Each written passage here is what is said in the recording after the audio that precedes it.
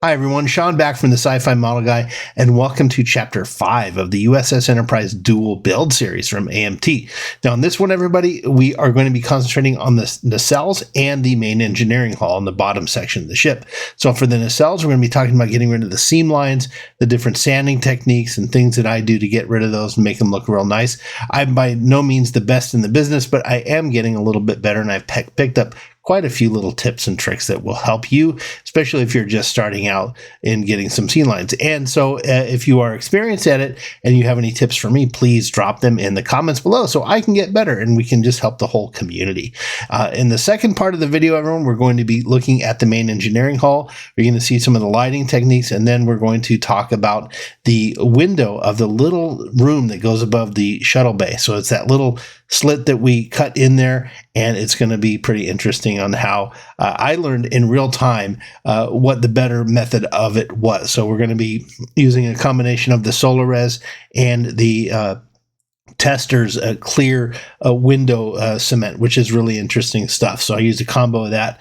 So you're going to want to check that out. It really turned out good. So other than that, everybody, we are really moving along on the kit. I'm ready to put everything. Everything's pretty much coming together, getting ready to prime, and it's going to look really good. And I'm super excited for the next project that we're doing. I wish I could tell you, but it's really going to be cool. It's going to be kind of like a personal project, and I was really inspired by Jody over at Trek Mods, who's been doing some refit stuff. So there's a little bit of a hint there what I'm going to do. Jody knows what I'm going to be doing, but hopefully we'll get to that soon. I'm really trying to get these kits finished because I really want to get to it. Super excited to get on my next project, everyone. But in the meantime, enjoy this one, and we'll see you down the road. Take care. Hey everybody, okay, so we're here with some nacelles. It's cold outside, everyone. It's about 25 degrees, so if you do hear the heater, I apologize. I got a little thing running to keep me warm and able to function. So, okay, we are looking at one of the nacelles here, and this is the finished product of what we recorded in the last session. We're just putting it together. We went over all the lighting and everything. And I just wanted to kind of show you what it's like before I do anything, before any sanding is going on or the seam line work or anything like that. So this is just glued. I had put some tape on this thing to keep these things together. But I wanted to point out something, and this is just a flaw with this kit. You'll see here, hopefully, there is an offset here, right there. In the back of the nacelle, you can see this line is misaligned with this line. It doesn't go together perfectly, although it does go together pretty much perfectly in the front. It does not. There's no overlap there. It's pretty much flush. The strut here, or the leg, or whatever we're going to call it, is flush. It's just this back end here, and it's like AMT can't quite get this kit to work right. Now, is this correctable? Yes, we can correct it. Is it ideal? No. But it would be nice if they could do it, but we're going to trudge along because that is what we must do. So the first thing, well, I'm going to demonstrate a couple things here. But what I want to point out here is just the offset as well as on the seam line. So if you can see here, or rather listen, I'm gonna take this little file thing and I'm gonna run it across the surface here, so you can hear this little. You're gonna hear a little click, hopefully. And okay, I'm doing this. There is a click, and I'll put it close to the microphone. Now that click is because this part here is higher than there, so we need to sand this down. So one of the things when you're doing this kit, I definitely recommend use a generous amount of the cement. Don't go lightly on this, because odds are, if you're going to be lighting it, or just if you want to worry about your seam lines and everything, you're going to have to do quite a high amount of sanding. I'm sorry, it's very late. It's like 2 in the morning here. So you're going to have to sand quite a bit. And if you're going to sand a lot, you're going to be getting rid of a lot of connection points there. So you want to make sure that all of the plastic that's connecting here, the styrene that's connecting here, is glued. So you want to use a generous amount of glue. If it squirts out here, that's fine. It can be sanded off. Now, we have several methods to sand this stuff, and I've got some of them laid out here. I've got 2 different sandpapers. This one is coarse.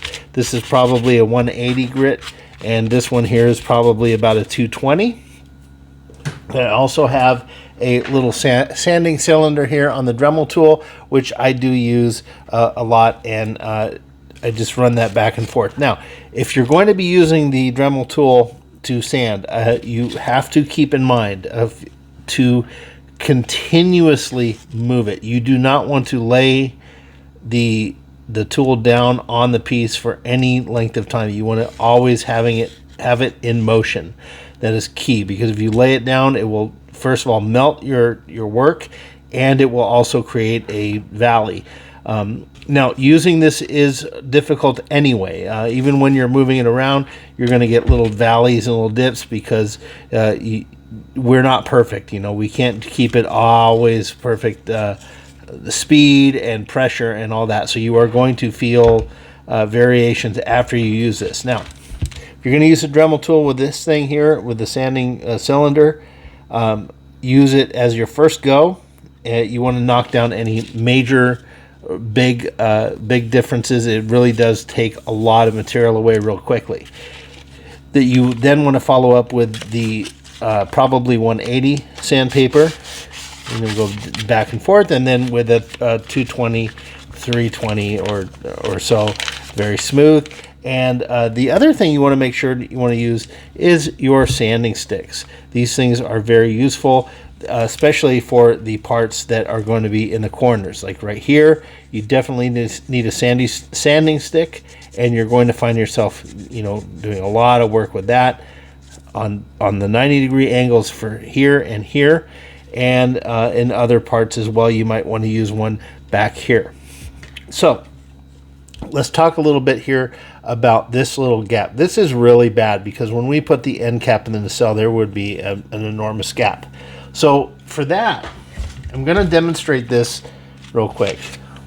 It's key to have a nice flat surface here. So I pulled the towel back so I have a nice solid flat surface. Now, you want to be able to make sure you identify what side is, what part of this you have to knock off. In our case, this blue part here, this side of the nacelle, we have to knock that down maybe a millimeter, half a millimeter or so. So what I want to do is try my best to only put this part here that I have to knock down, this half of the nacelle, in contact. So I'm going to kind of hold it upright and leave it a little bit of a gap. So if I were to let it go, it would fall.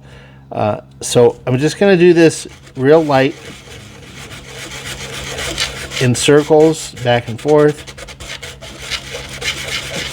various directions, and then you take a look at it. Now, you can see here, hopefully, it's already knocked down a good amount. Like, you don't need to do this for very long. It takes very short amount of time.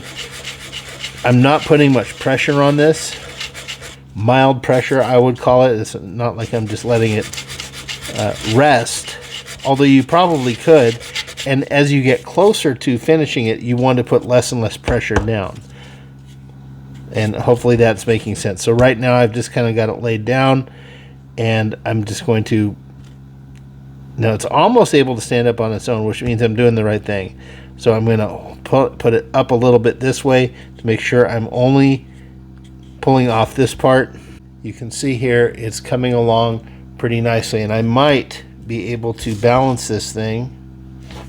There we go, it's balanced. So now that it's balanced, I know that it's more or less exact how we need it. So it's still kind of leaning. I might just shave a little bit more off. But when you're doing this, you guys, you want to do it in short bursts, because again, the 180 sandpaper will take a lot of styrene off. You could probably even do it with the 320 or the looser, not looser, the finer is the word I'm looking for, the finer paper. So anyway, when you're doing that, there you go. I can put it there. It's sitting up on its own. I know it's level, and we can move on. So there's a little bit of a demonstration there when you have these things uneven, and that is that's how you do it. Now, the line here, or the little groove, it's not necessarily lined up. No, you have a couple of options there. You can either fill it in with putty and then, you know, score your own line, or leave it out, or print a decal, draw a line around there with a pen if you've got a very steady hand. It's up to you. In this case, I'm going to leave it be. It seems to be pretty decent as it is. Now, we are going to have to probably still put some putty here in the back once the cap's on, because you can see here, this bit right there is a little bit, there's a gap. You can hear my finger clicking there. That's because there's a gap here. Now, that is another way you can also tell. A little segue here, getting into the seam lines here.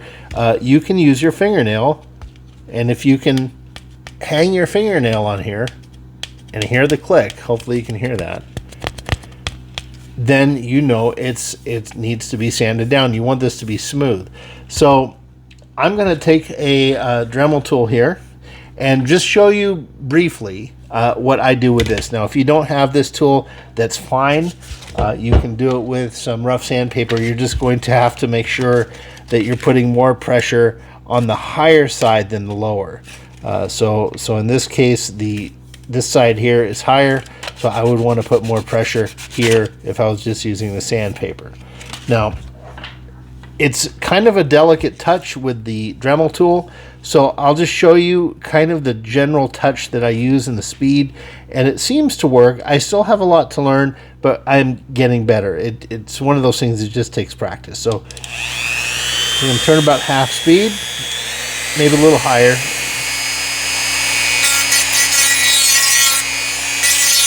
Now, if you notice, I'm not letting it sit in any one spot. We're always moving, and even we're going to move down, not necessarily sanding where the seam line is. You just want to sand kind of everywhere.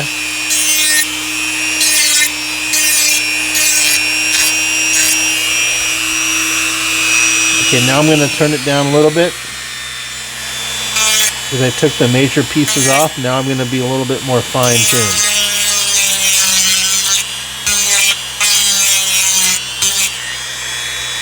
And I'm going to go back and feel.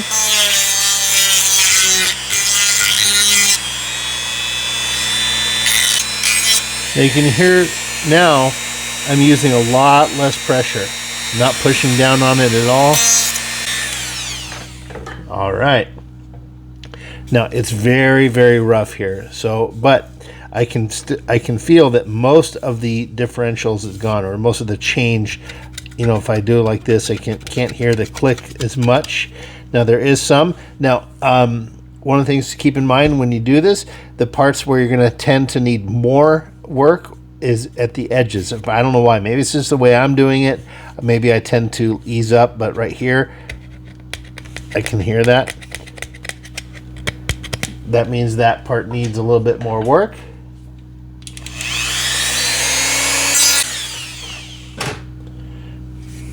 Okay, a little bit better. Now I can still feel here, it needs some more. Now the point is, guys, is you want to do this in many passes. You don't want to aim for one session and done, because you can always take more material away. You cannot put it back, or if you want to, it's very hard. So, okay. Now, if you could feel this, you'd be going, oh, that's horrid. It's very rough. We're going to take the thicker sandpaper here and give it a rough. You want to experiment. Everyone's a little bit different. Everyone puts a little bit more pressure, a little bit more speed, and all that. But so this is coming up pretty good here. So, okay, let's do.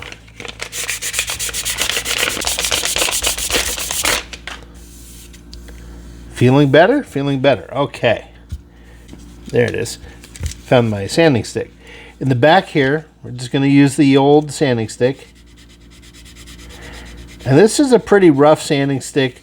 I've got lighter ones, but I found that if I keep my pressure light, I can I can get by with just using this one here. It's got two grades on it, but as you use these things, they get very, very fine.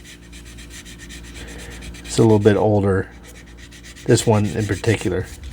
So now I'm just going through and I'm just kind of feeling here the contours here where we use the Dremel tool. It did take some valleys in there, like I was mentioning before. So this is the part where we're starting to fine tune the sanding process here. We've got the major parts done, and now it's just getting this better and better as we move along. I'm going to sand a little bit more down. Bring in this guy. Okay. Anyway, guys, so pretty long segment there, but that is just the seam line for one of the nacelles, or at least part of one of the nacelles. Now, I still have to go through and do the bottom part of this. The sides of this strut here, that's got a nice gap there, so we use a Dremel tool here and on the bottom there. And then especially in these corners, these 90-degree angles, we use the sanding stick a lot. And then we take the finer sandpaper and get in there and sand it. So these nacelles take a lot of work, you guys, but it is worth it. Really have to say it's much worth the time.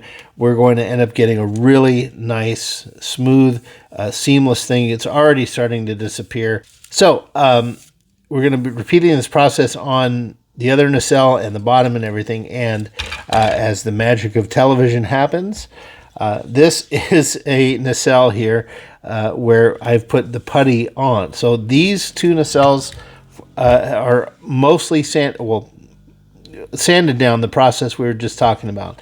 And I've gone and applied the putty into these seams here.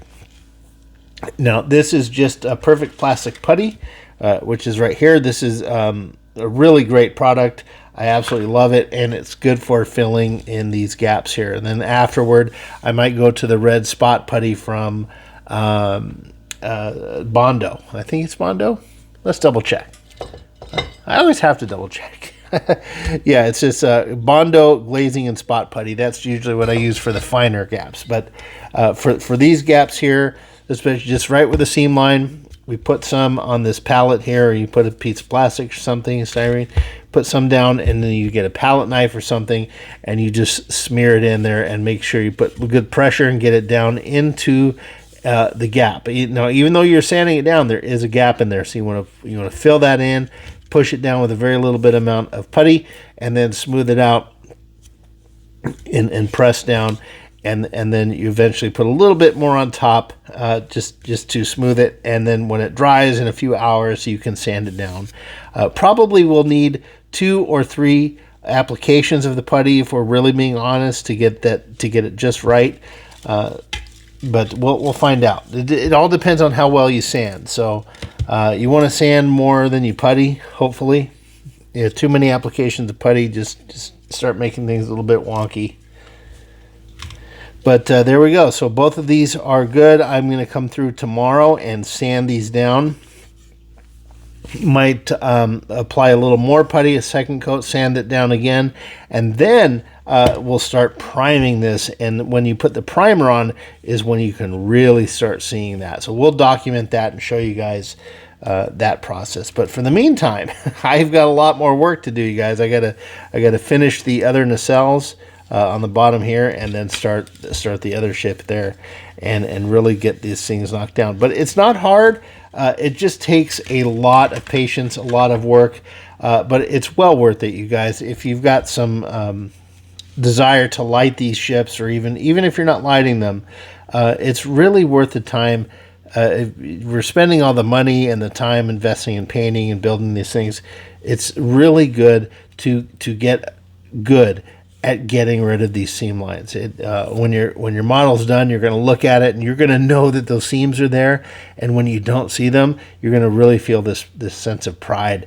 And it's a skill I keep trying to work on and improve upon. And it just takes work. It takes a little practice. So, all right, you guys. So we'll come back with another segment. Don't know what it's going to be yet because I don't know when I'm going to pick up the camera and start filming. But we will see you soon. All right, everyone. So I'm really not sure where we're going to put this in the video here, but I'm getting ready to close up at least the upper section of the main hull. So we're just talking about these top two pieces, and then the main engineering hull goes again underneath that. Now, this is just a kind of a gripe I have. So if anyone from AMT is watching, and if you're going to do another reissue of this kit, hopefully I'm speaking on behalf of a lot of modelers. We would really like some kind of tabs in there in these things to put this together, these sections here, because there's really nothing that makes it lock together or line up. We're going to have to, do it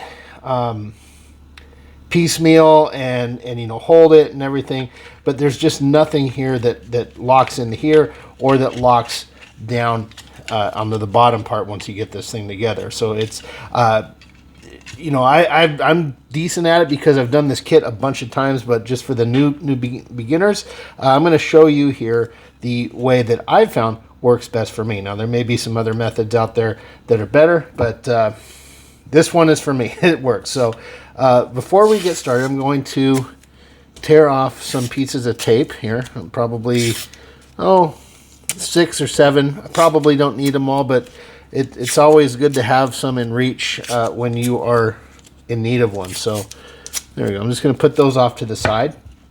So what we're going to do, well, before we get that, I want to point out these pieces of LED strips. I put a strip of 3 on this side and a strip of 3 there. That's the best way I've found to do it. The big thing you got to be careful of is not to go over too high over this lip here, because that's where the connection is, and this could get in the way of gluing the piece together. You only need these 2. That seems to work for me. Enough light bounces around in here. It's a small area. Alternately, you could probably get a couple of the 1.5 millimeter LED lights and kind of pop them in there. That would probably work as well, but this is the way that's worked for me. So again, I hate using those 1.5 millimeter LEDs because you have to put the resistors on them. I'm lazy.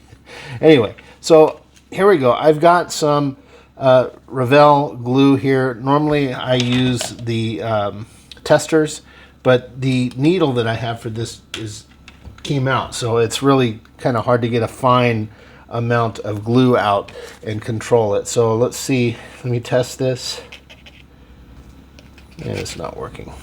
Okay, sorry about that edit. It had clogged up on me. So one of the little hints there, if you do get a clog in your needle, if the glue dries in there, you can always take a lighter. I've got this nice butane lighter, and you can just do that a little bit and it will burn off. Just be careful if you do that, because it is flammable, and you want to make sure that you have firefighting equipment and all that. I've got a fire extinguisher in here and all that, so just be careful. But it is a good little technique to clear out these little needles.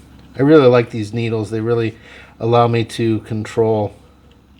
Anyway, like we were saying, we're going to put a liberal amount of glue here, and it's okay if it squirts out. In fact, you kind of want that to squirt out because that will make sure that the gap is filled and that you get solid connections, and that we can get rid of that seam line a lot more easily. Okay. And also, before you go on with this part, you want to make sure that you've drilled these holes in there. At least I do. I like to make sure that I drilled the hole in there. It's a lot easier to manage things. And we're going to push it together. And you may notice there's some purple on here. Now what I did, the reason I put purple right here is because I wanted to drill a little hole in there, so I was matching up these pieces that came with a kit. I know with the nacelles that we didn't, but with this part, I wanted to make sure we got the correct pieces together. So I just put a little bit of a purple mark there and drilled a tiny hole, not a tiny hole, but like a notch. What that did It just allows me to identify which of these pieces belong with each other.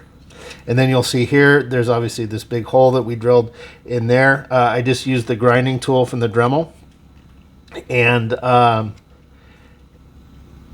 made a notch, and that's for the wires that are going to come out of the saucer section.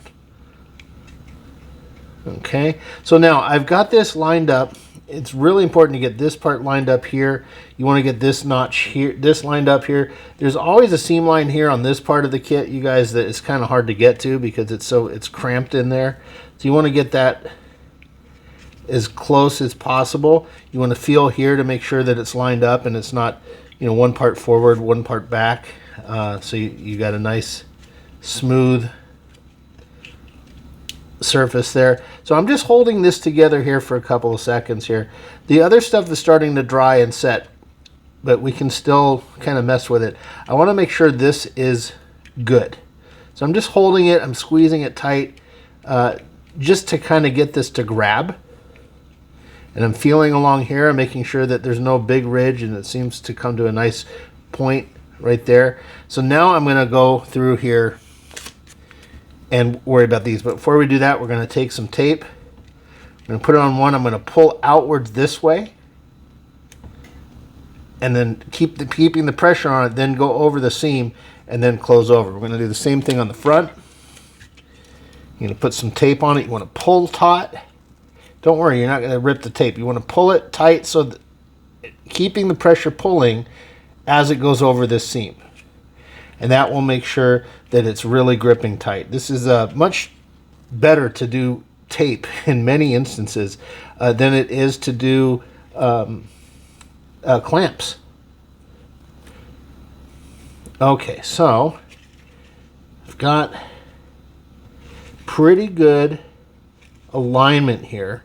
Now there's a little bit back here that you can see.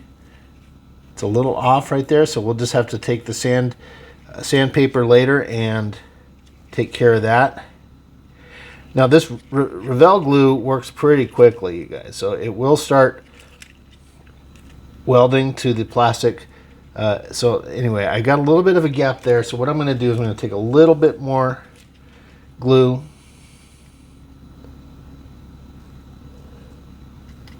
on there, and then I'm going to come through on the back end here now, and I'm going to put more on the inside seam. We really want this thing to be sturdy. The model cement is very strong, and it makes these things kind of bond together into kind of like wood glue does, to where sometimes it's stronger than the bond of the plastic itself. I don't think it is. But anyway, I just want to make sure that it gets in there, and any little bit that can get more down into that crease, the better. It's not super expensive for this stuff, so use it. As long as you're not too messy with it, you know. There we go. Now, as I'm pushing this here, I will point out, and I'll probably mention it later, I did take off the window masks that I had put on the bottom of the main drive here. I realized that was a silly thing to do, to put the masks on so early, because I'm going to be manipulating this thing around, gluing it, testing lights and stuff, and they kept falling off, so I just took them off. Anyway, I'm putting some pressure in here. I'm pushing it together, making sure everything's good. I'm going to feel it again. Now, it will need some sanding. That is unavoidable with these things, but it's pretty good. It's a pretty good fit. So we're going to go ahead and we're going to do the same thing. Now, I'm going to pull here, and when you're pulling this, you want to make sure you're gripping the inside of one side and pull and go over taut, because this stuff's drying, and if you put too much pressure bending it, will fly apart on you. So I'm going to put it there, pull up and down, and we'll put one more here. That's getting a little too big of a piece there.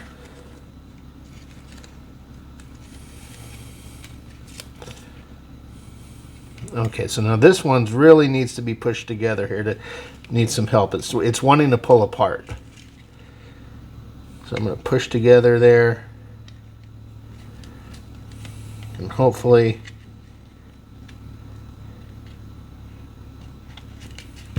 that will be okay. I'm going to look down here. It seems to be together pretty well.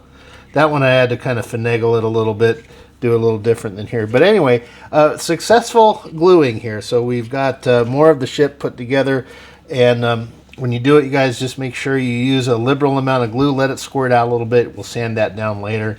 And then you also want to come through on the back side and kind of do it from underneath as well. And that way you will ensure a very solid bond that hopefully won't ever break.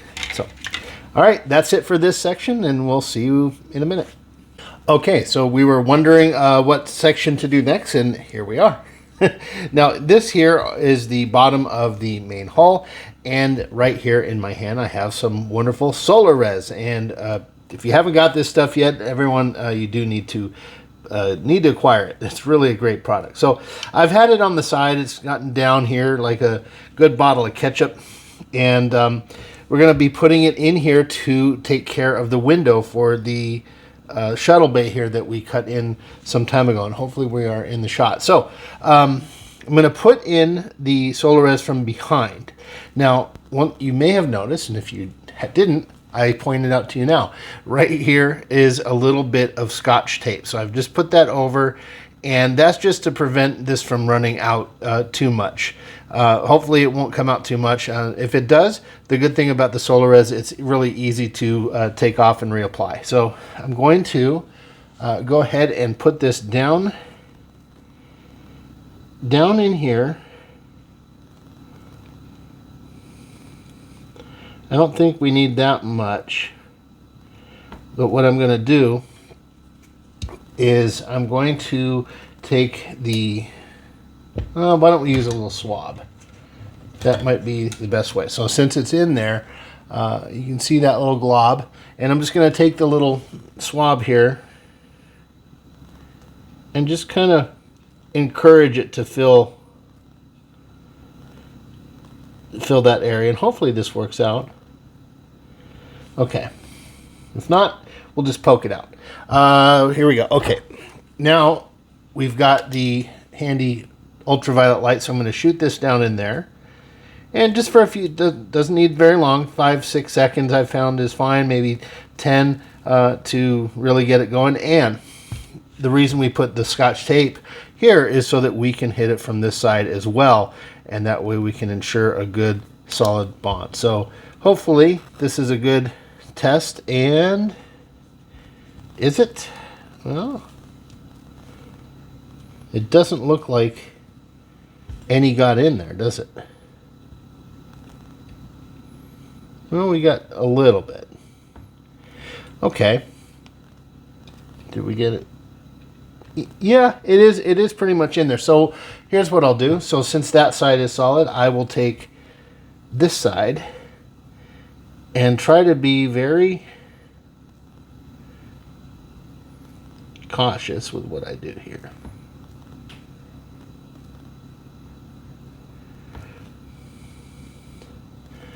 There we go.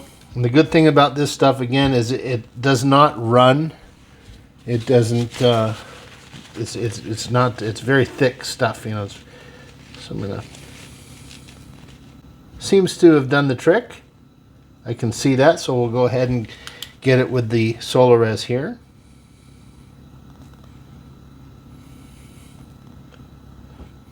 Okay. And we've got a nice thin little window there. Now, alternately, you can use this stuff. This is Tester's Clear Parts Cement and Window Maker. So I'll tell you what we're going to do. On this one, we will give this a shot on the other one. It's a nice thing of having these two. Doing this dual build thing is pretty cool because I can kind of experiment. And so here we go. I'm going to go ship number 2. I'm going to get down in there like before. And it did go through a little bit more than the last one. So that's okay. What we're going to do is use this clear. And we're going to see how this one works. This one looks like it might be a little bit better to do with this way, because we can control the amount coming through a little easier. Hopefully, are we in the shot? We are in the shot. And it dries clear. There we go. Actually, you know what, guys? I think this one will work a little bit better. Let's get, there we go. That seemed to go in a little bit better. So the only trick here is I will just make sure it stays upright to dry. Whoops. It fell. That is not being upright. Just make sure none leaked away. Okay, that's good. And we're going to probably use this stuff as well for the top crystal circle that we're going to do up here. Probably. I'm not 100% sure. Yeah, okay.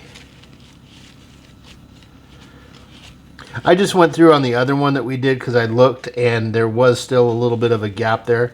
So we're going to go ahead and use this. So this worked good. So I think definitely a combination, you guys, of the Solarez and the this Tester's clear window cement.